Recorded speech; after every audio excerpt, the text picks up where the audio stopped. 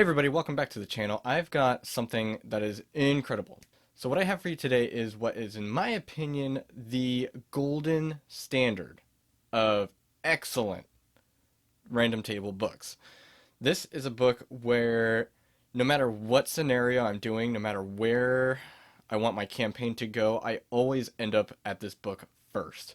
Just because it is so extremely versatile. It is so thought-provoking in the thought that has been put into the tables that I have a hard time making an excuse to go to something else when I have this in front of me. And that book, of course, is Table Fables. If you've never heard of Table Fables, it's time that you did. Table Fables is a book by Madeline Hale, who is an artist and a self-published author to making helpful things like this. And she has put a lot of incredible thought into this book. And it would be interesting to pick her brain on homebrew campaigns and things like that, because some of the things that she puts into this book are just they tickle your brain. They really make you think outside of the box, no matter what the scenario is you're doing.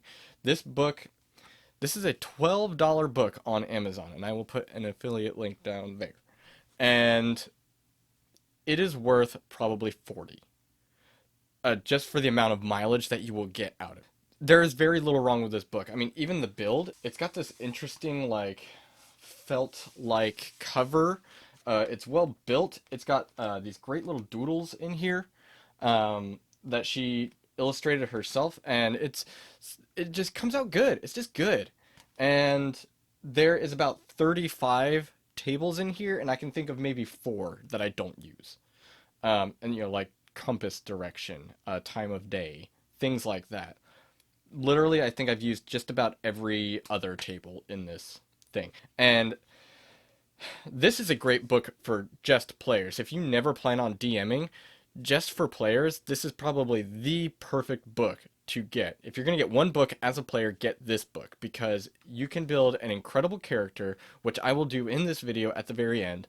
We will make a character, and it'll be a character that you will want to play. And if not, it even says in the very beginning of the book that this is to get your juices flowing. It's to get it's to be thought-provoking, to get you to think of what you want, kind of to point you in the right direction. At least get yourself a good random template to be like, oh, well, I would change this, change that, and we'll do that as well. So let's get into it. Now, this is one of 2 Table Fable books. Now, Table Fable 2, I will do a review on soon, once I've gotten a little more hands-on with it. I don't like reviewing something unless I've really actually used it. So Table Fable 2 will come out soon. I do intend to do that. And it's just as good, if not better, than the first. Whereas that one focuses more on campaign generation, this one focuses more on kind of the micro, the character generation, low-level quests, plot hooks, things like that. Whereas Table Fable 2 focuses on your campaign setting a lot, as well as, of course, other stuff. So, Table Fable 1, there is, oh, I don't know, about 10 pages dedicated to just making a cool character, and we'll get into those details in a minute. Let's get with the rest of the book. For a DM, this book is great because there are item tables that are... There are item tables that stagger... stagger's not the right word. They ascend in complexity. So there is pocket filler, there are random items, random weapons, things like that. There's also scavenging item type things, mundane treasure, like knickknacks and like magical trinkets, things that are cool and do stuff, but they don't really have any weight in the world, they're not your sort of giant slaying, it's a, well, let's find out. So the table I'm trying to talk about is the peculiar items and flavor items.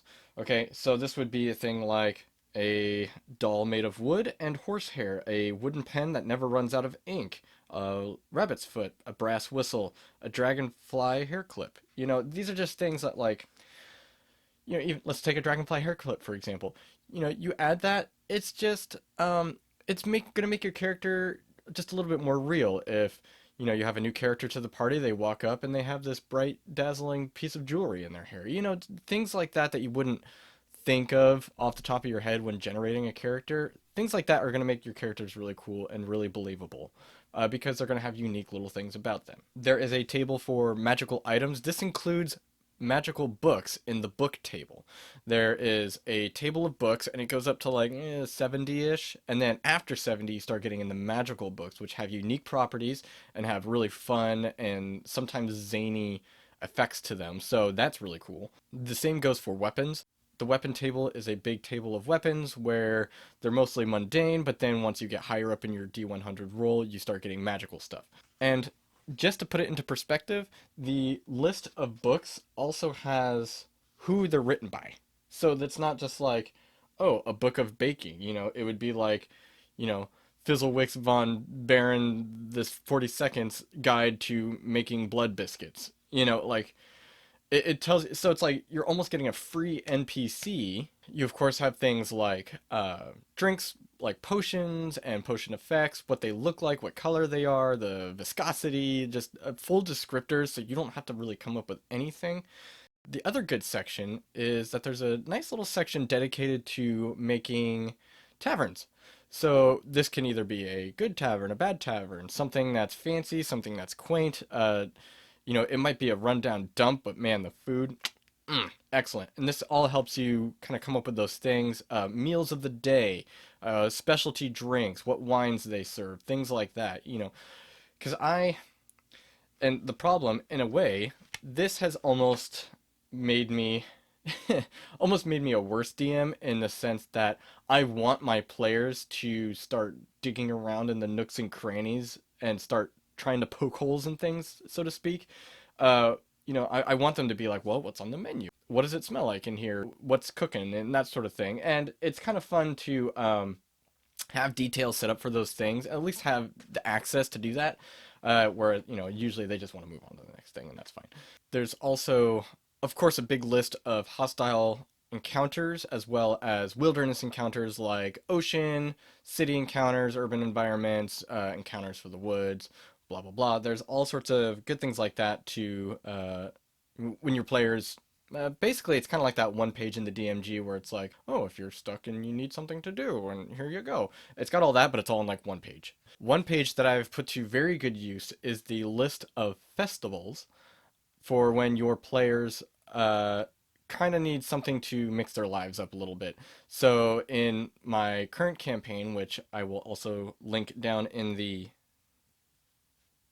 that stuff, which I will link down there, is actually a podcast called The Campaign, The Tales of Questionable Role Models. It is a family-friendly podcast where I DM, and if anybody is able to spot any random tables that I use in that podcast, maybe I'll enter some people into, I don't know, win something. Maybe I'll give away a book bundle or something like that. So check out the podcast. It's fun. It's good for young audiences. And I love to use random tables in my campaign. So I'm not just buying these books and then reviewing them hoping to get views. I actually use these things and enjoy them. And I want you guys to see that. I digress.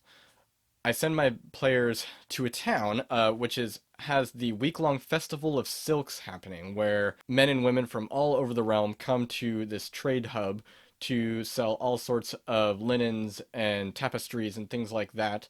And I send my players there to find gifts to give to the princess who has invited them to the ball, the celebration of the vernal equinox, which is basically the mid-spring celebration. And they got invited because they were able to fend off a horde of undead from this trade town, and their heroic deeds got them noticed by the powers that be. I made it customary to always bring a gift when you were invited to the palace, and so they had a whole session where they were shopping for, it was really fun. They were shopping for their dresses and their suits and things like that, because all these things were going to have some sort of ramifications down the road, hopefully. And like what does a princess, what do you get somebody who has everything in the world already, like a princess, to make yourself stand out? And these sort of things, it gets the players thinking, and that's what these things are for. Another fun section is magical rituals, effects, and components.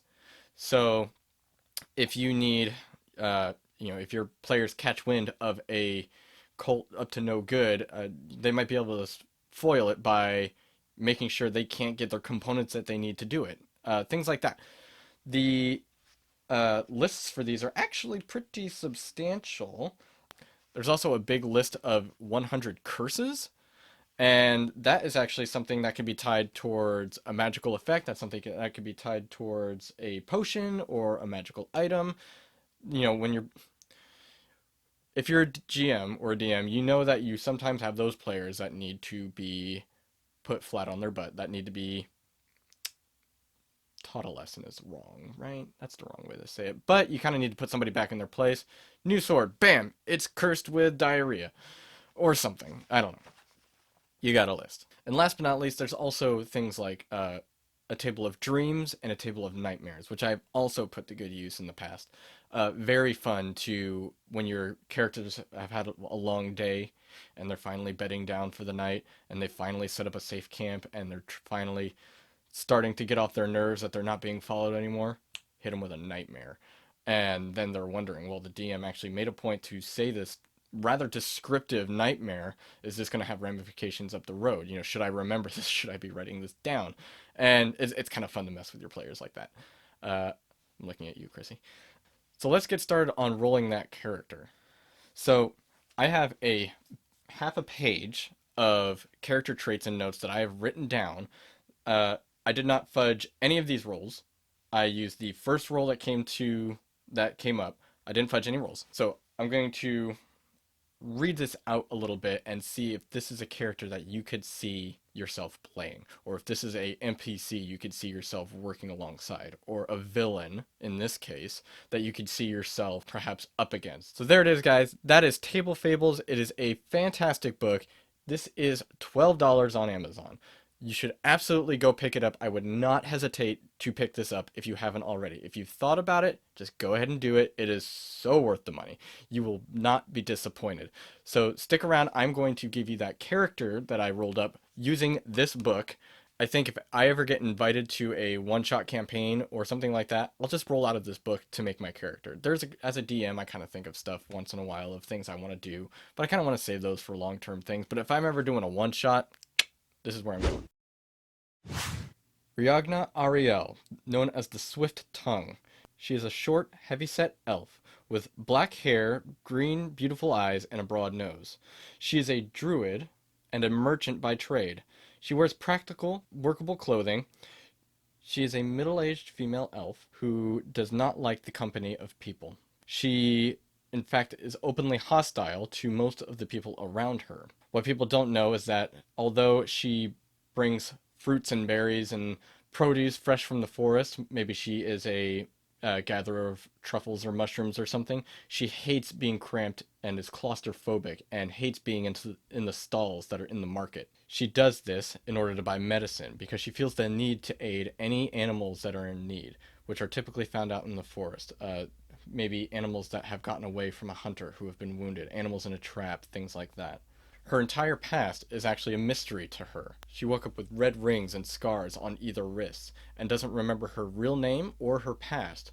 So, over the table, this would make character creation very easy because you don't have to worry about parentage or how many siblings they have. Although there are tables for that, I just skipped all those because when I got to the character background, she didn't have any recollection of who she actually was. So here we have this, how it kind of describes it, a somewhat frumpy, as far as elves go, female elf in her middle age. She is alone. She is single. She woke up in the woods, not remembering anything. She developed a kinship to the animals around her with scars around her wrists, and she is chaotic evil. She is openly hostile to the people around her, and with being adaptable but openly threatening to other people, she is willing to integrate herself into society and do what it takes in order to subvert them and, cause irreparable damage later. And so somebody like this would be a great low-level villain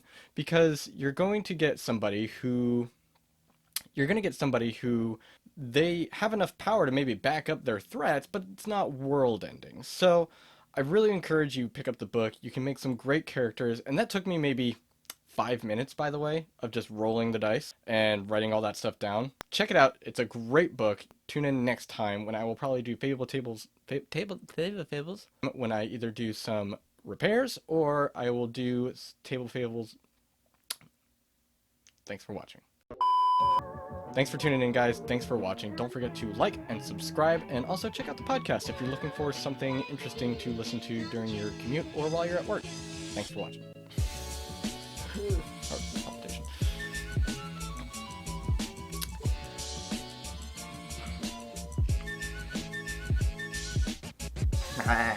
Bulls. So there it is. Of, you know, it's like you could say one of these is somebody's memoir.